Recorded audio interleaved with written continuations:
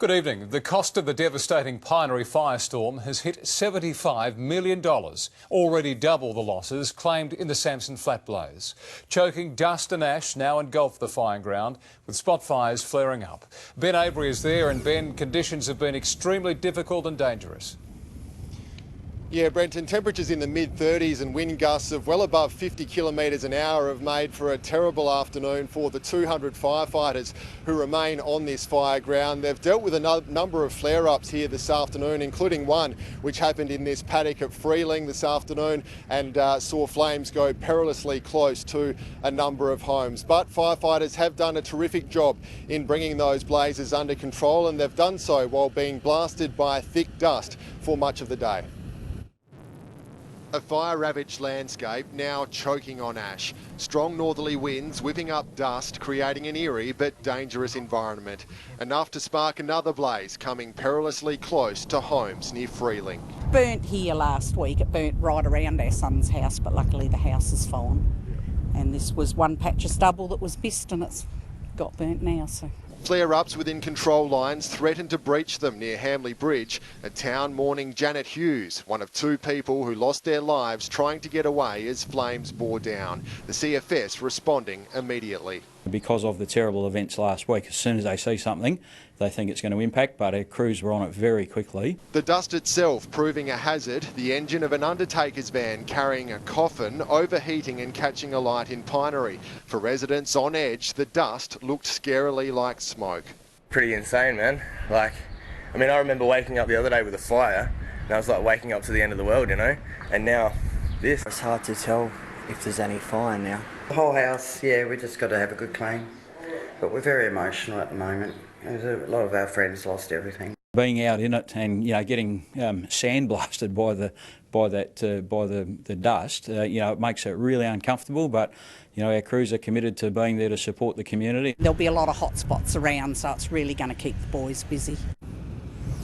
Now, temperatures are expected to drop significantly between now and tomorrow morning, but there are still a number of warnings in place. Residents in this area are being urged to take extra care when driving on any motorways that are still affected by that thick dust. Thank you, Ben. The severe conditions sparked fear among residents already on edge. Jared Brevy joins us now. Communities are living in fear of the forecast, Jared. They are. Today is the first fire ban day since the deadly blaze on Wednesday, and the uncertainty is having an impact on everyone. Locals here are exhausted, but they can't relax as they try to find adequate shelter and ensure they aren't caught up in a dangerous situation again. Not even a week's respite before the threat loomed again. Given that we've lost everything on Wednesday, bar the clothes that we stood in, being at risk again is just a terrifying thought to us. Severe conditions, fire bans and fear. Everyone's just running around like headless chooks trying to get over the first lot of fires. And it's taking its toll. I'm literally exhausted. I haven't stopped every day. It's hard to sleep when you think you could die. Insurance losses have hit $75 million.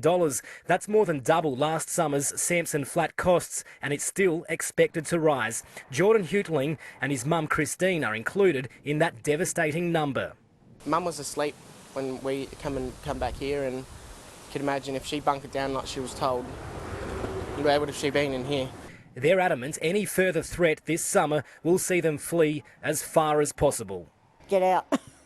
I would never batten down. We were advised to batten down, and if you wanted to go out and have a look at our place now, there wouldn't have been a room or a spot on that property that would have saved anyone's life at all.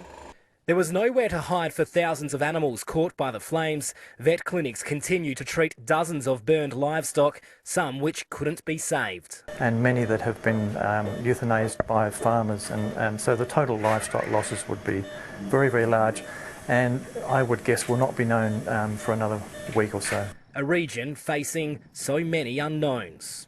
We're only 1 week in, not even, so we're still just taking it day by day.